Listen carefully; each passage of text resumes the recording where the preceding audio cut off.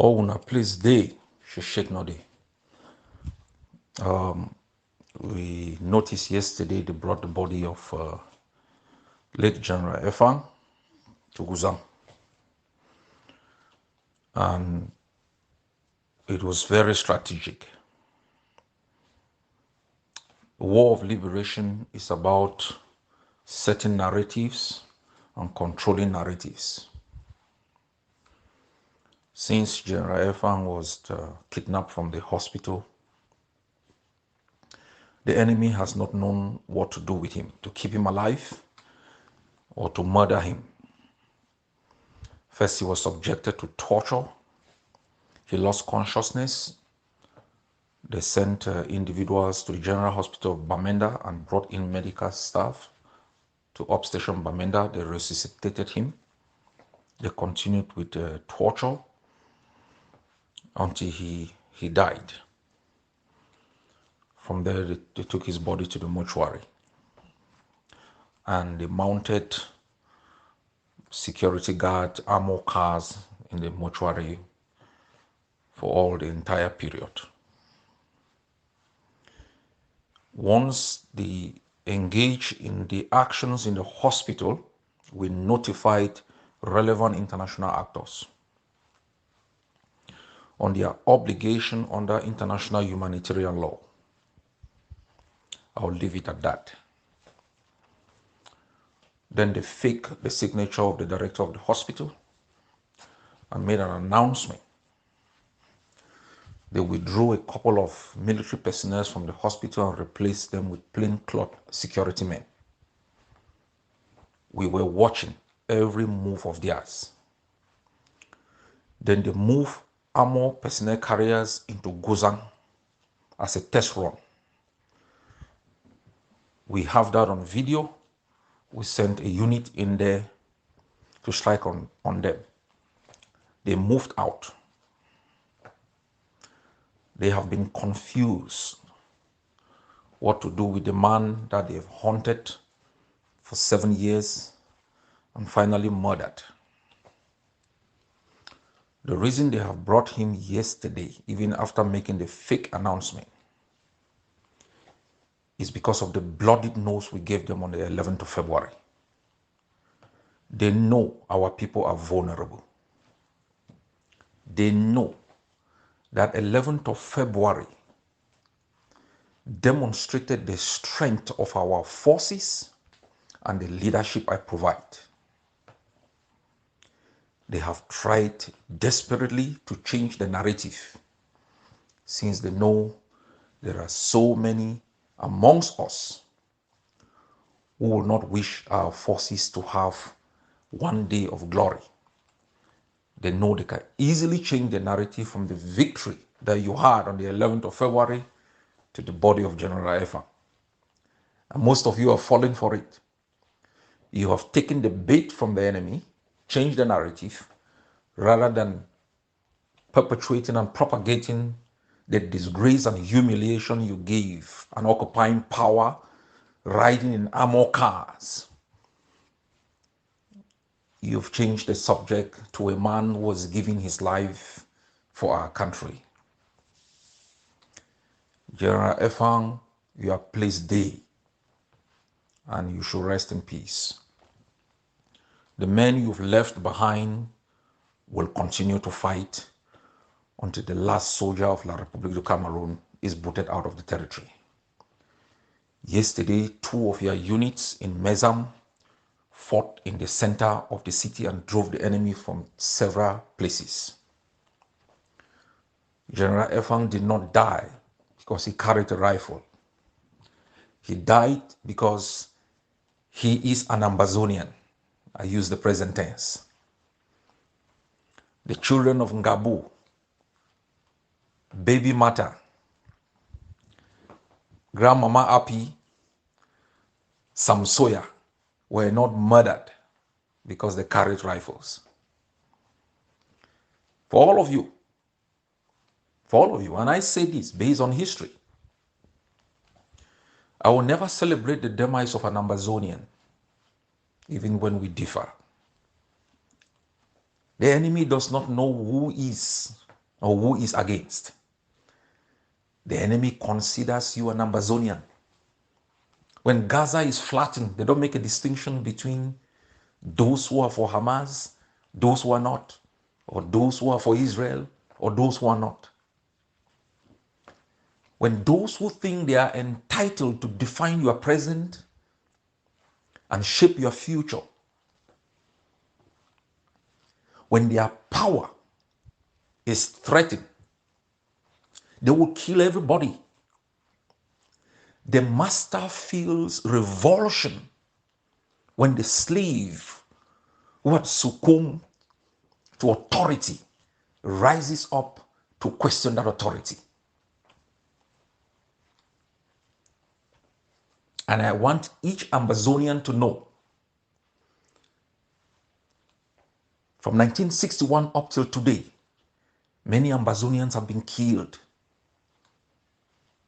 Even John Fundi, who later became the allied, was locked up at his home for months.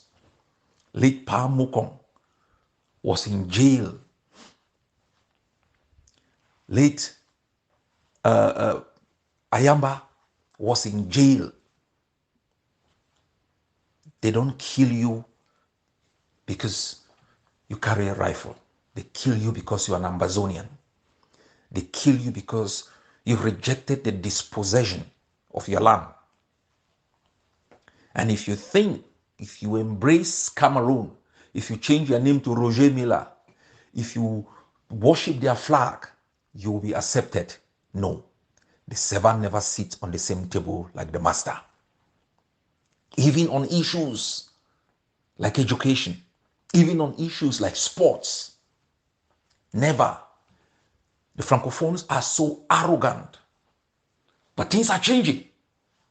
And we'll be having a global meeting on Sunday to discuss these things. The enemy has collapsed. For the first time, you are getting dissenting voices of Cameroonians raising the question of the ability of the enemy to prevail in Ambazonia. Because they have concluded, and rightly, they cannot defeat Ambazonia. They cannot. And as I said yesterday, I, Dr. Cho Ayaba, am not interested in compromise. There will be no compromise on the question of our independence and the sovereignty being bestowed to the Amazonian people over our territory. Not because I hate Cameroon, because as I have explained many times, check across the world, there is no precedence. Cameroon hasn't got any example they can follow. I listen to some charlatans and traitors, they talking about, UK model, Canada model. Absolutely ridiculous. England has a treaty, 300 years old treaty with Scotland to come together to set up the United Kingdom with Wales and Northern Ireland. It's based on the foundation of law. It's based on the recognition of peoplehood. It's based on the recognition of separate identity. That is different from a country that believes you are their slaves, you are part and parcel of their so-called indivisible Cameroon. And you either succumb to that nonsense or you find yourself in the grave. So when you're looking at models, you look at the context. Democracy, autocracy. Secondly, as I have argued, Francophone states, the emergence of the French Fifth Republic, even the fourth, was based on a parliamentary system that they thought was chaotic. They centralized governance in France, and de Gaulle became the first president of a centralized state. The French don't believe in minorities. That is clear in a letter they sent to the Minority Rights Commission, I think in 1989 or 1988. They don't recognize minorities. Cameroon has no solution. The one who break into your house, occupied your living space, rape your wife, and turn your kids into slaves, cannot open the window while you are standing outside and tells you, I am willing to make compromises in your own house. Get the hell out of my house first. That's when we can start talking. If we are having any conversation while you are sitting in my living room and I am outside, it is when do you get the hell out of my own house? The reason all political leaders, from the Funchas to the Munas, have failed is because they did not understand these facts. That it is not simply because they haven't made a better argument. It is because Cameroon considers itself as the mother state of a so-called defunct German colonial enclave. And it has the right to exercise violence over a people. Cameroon lives in a system that does not know the devolution of powers. They have changed it, whether they call it province or they call it region or they call it special status. You can change the name 100 times. The logic is going to remain the same. Cameroon has run out of time. They neither have a solution to the malaise they are going through in their own country, nor do they even have the good faith to contemplate an honest discussion about their presence in our homeland. That is why they orchestrated the Swiss process to divert. They orchestrated the Canadian process to divert. Their hope is that these diversions will win a lot of vulnerable people to believe in their good intentions and stand against my supposed extremism and non-compromising position. My position is based on history. It's based on experience.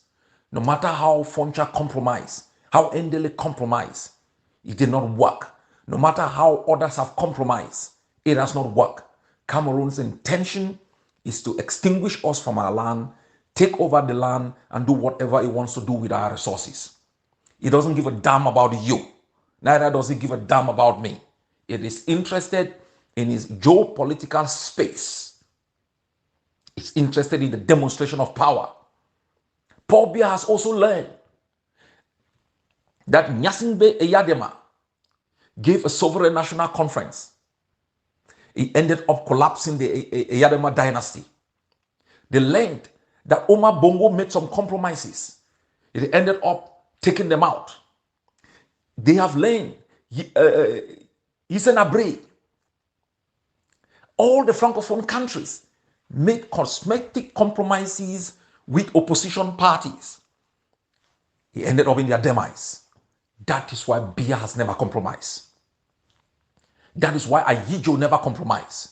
Integrate within the CNU, or you end up in jail or you are dead. That is why they could not compromise with Patasan. That is why you have teachers in jail. And for 7 years, they have not compromised. For 7 years, they have still used the Bafut airport as a concentration camp to bring in Ambazonians and ship them to Yaoundé. They have not made any compromise on any issue. We will not compromise. We will fight till the bitter end until they succumb. And we will dictate the terms of the surrender. Let Cameroon know this. We have the time. They don't have it. They have collapsed financially. They have collapsed in terms of the fabric of their society. They've collapsed in their moral standing. They've collapsed completely as a state. What is holding them together is the teaching of the international community, the sense of legitimization presented by diplomats in Yaoundé, the sense of survival presented by international financial institutions to avoid sudden collapse that might lead to international security issues. We understand it. And we play with knowledge. We will continue to fight. We have authorized our forces to leave the body of General Efang where it is. We will keep them in their confusion. They can make another announcement. They can sit in armored cars and get civilians around. We've gone through that. We'll learn our lessons. And we affirm and let Cameroon get this very clearly. This is the generation that writes the end of their history in Ambazonia.